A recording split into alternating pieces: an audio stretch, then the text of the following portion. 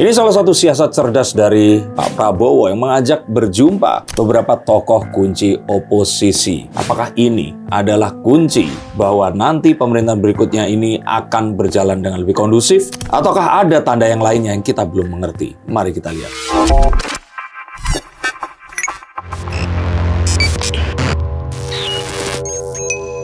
Halo Sainsikers, kembali berjumpa bersama saya Denny Darko. Tidak ada yang namanya misteri, yang ada adalah tanda-tanda yang kita semua coba untuk mengerti. Beberapa tokoh oposisi diundang ke Kartanegara dan mereka semua diajak untuk berdiskusi. Berhasil dengan baik dan mereka memberikan tanggapan yang positif. Akan ada apa setelah ini? Dan apakah ini pertanda bahwa oposisi akhirnya mati? Oke, Mas Denny Darko, langkah Presiden Prabowo yang bertemu beberapa oposisi tapi nggak mau disebut seperti itu, kata Mensesnek ya. Iya, terus kan? Pak Safri juga bilang siapa aja lupa, masa lupa? Iya, katanya nggak mau disebut seperti itu. Itu para negarawan lah yang dipanggil untuk menjelaskan program ke depannya. Menurut Mas Denny Darko, ada langkah apa di balik kejadian tersebut?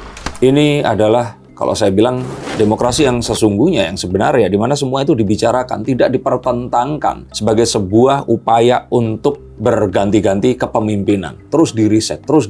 Mau jadi apa? Kita tahu bahwa apa yang kita miliki saat ini tidak sempurna, tetapi tidak harus mengganti dengan keseluruhannya. Kita masih bisa perlahan-lahan memperbaiki ini. Walaupun kata perlahan-lahan bukanlah kata yang pasti dan juga pantas untuk kondisi seperti sekarang ini. Tetapi ini adalah sebuah upaya positif dari pemerintah untuk berusaha mendengarkan dari semua pihak dan mencoba untuk menyelesaikan hal-hal yang selama ini dianggap kurang, yaitu komunikasi mereka kepada orang-orang yang akhirnya mereka pun mengaku selama ini hanya masalah kesulitan komunikasi.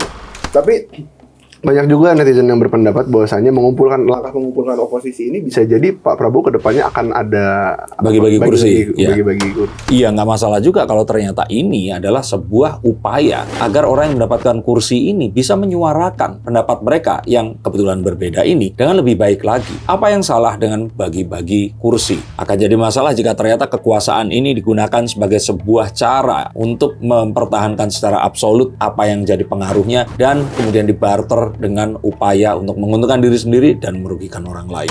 Cuman dengan cara Pak Prabowo yang kita bisa bilang ya ingin, dalam tanda kutip menghapuskan oposisi dan dengan secara agresif ya, karena agresif kenapa? Karena kita semua tahu dan berita ini kan tersebar gitu. Apakah ini juga mengundang pihak oposisi-oposisi yang lain untuk, maksudnya pintu gue masih terbuka kalau lu mau join? Ini adalah sebuah cara yang cerdik, cara yang secara resmi ditunjukkan, nggak lewat pintu belakang. Dan dengan seperti ini, Pak Prabowo seakan-akan memberitahukan, siapapun silahkan datang. Kalau Anda merasa memiliki kapabilitas untuk bisa mendengarkan kelompok masyarakat yang belum didengarkan, menyampaikan kepada mereka, dan terus kemudian berkolaborasi, kenapa tidak? Dan ini adalah sebuah tanda yang sebenarnya juga tanda bahaya kepada orang-orang yang masih ngotot oposisi, yang artinya apa? Ini kesempatan untuk kita ngobrol. Tapi begitu pintu yang kalian lihat ini ditutup, maka sudah tiada ampun lagi. Oke, apakah ini juga bisa dibilang sebagai apa ya bahasanya? Karena kan di dalam rapat itu juga Pak Prabowo sempat, ini yang diceritakan ya, sempat menurut Pak Abraham sama sendiri berbicara tentang ingin mengejar beberapa oligarki yang memang merusak alam lah itu. Langsung setelah itu tersiar judul-judul Prabowo ingin berantas 9 naga dan sebagainya. Yang saya pikir itu hanyalah sebuah upaya agar masyarakat bisa lebih membaca berita tentang itu. Pada kenyataannya hal itu tidak akan terjadi. Bukan karena apa? 9 naga ini sebenarnya bisa dijadikan mitra, ya walaupun mereka ini oligarki, mitra membangun negeri ini tadi. Kalau dianggap mereka selama ini sudah mendapatkan keuntungan dari apapun yang mereka lakukan, maka minta mereka juga memberikan keuntungan balik kepada bangsa Indonesia. Dan saya pikir Pak Prabowo adalah tipikal orang yang akan berdiskusi, bernegosiasi. Bukan tipikal yang dari awal langsung babat pohon, terus kemudian ya siapapun yang nggak sependapat akan disingkirkan, seperti itu.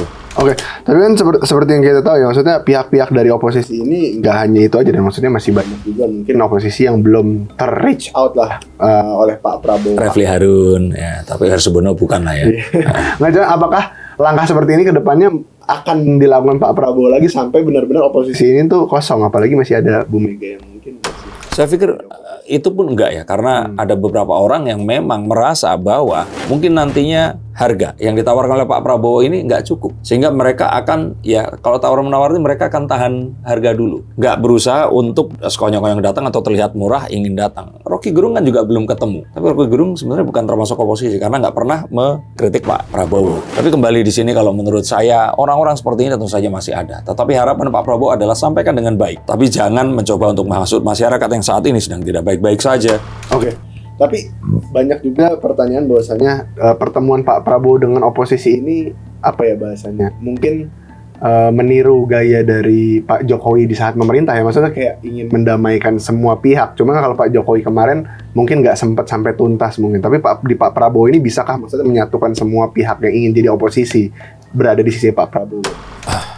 Permasalahan sejak Pak Jokowi menjabat ini, dan permasalahannya bukan pada Pak Jokowi, adalah menjabat dan menjadi pejabat di era sosial media ini adalah sebuah tantangan yang sulit. Orang-orang ini otomatis akan dicap ya sebagai tokoh-tokoh yang akan ya tadi itu disematkan hal-hal di masa lalu, seperti kalau pejabat itu pasti korupsi, kalau orang-orang yang menjadi pemimpin ini pasti curang cara mainnya, dan mereka ini selalu dianggap pengen balik modal dari uang yang sudah dihabiskan saat mereka ini tadi mendapatkan apa yang mereka inginkan, jabatan saat ini. Nah, tapi kita juga harus tahu bahwa ini semua tersebar karena sosial media. Nah, kembali di yang tadi saya katakan, kita nggak bisa memungkiri bahwa Pak Prabowo ini memang anak ideologisnya Pak Jokowi. Walaupun ya secara senior pasti jauh lebih senior Pak Prabowo. Tetapi Pak Prabowo benar-benar mempelajari bagaimana cara merangkul lawan, cara menghindarkan adanya pertentangan, dan bagaimana agar semuanya ini bersama-sama diberikan bagian dan bersama-sama membangun apapun yang menjadi unsur-unsur agar kemajuan ini tadi bisa tercapai. Jadi kalau saya pikir ya ini persis seperti yang dilakukan oleh Pak Jokowi. Tidak pernah berhadapan secara langsung, tetapi beliau berusaha untuk merangkul. Ada juga beberapa netizen yang menurut mereka di mana kayak mungkin Pak Prabowo ngambil langkah ini karena bisik-bisik Pak Jokowi, karena sesungguhnya Pak Prabowo ini kan militer, harusnya dia bisa menunjukkan siapa bosnya tanpa harus maksudnya tanpa harus tentu saja. gitu ya. In case kalian lupa atau kalian pura-pura lupa gitu.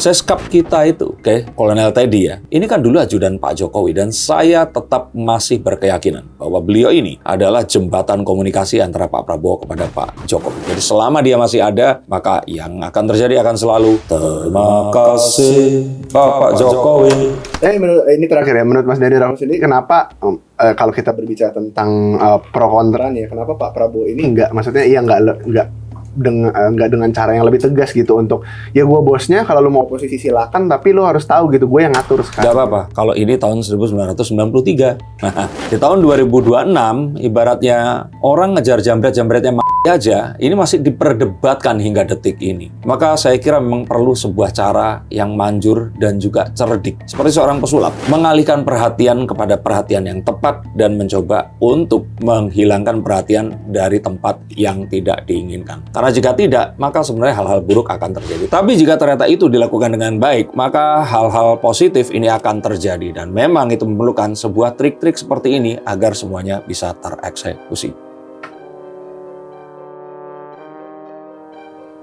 Terima kasih dan sampai jumpa.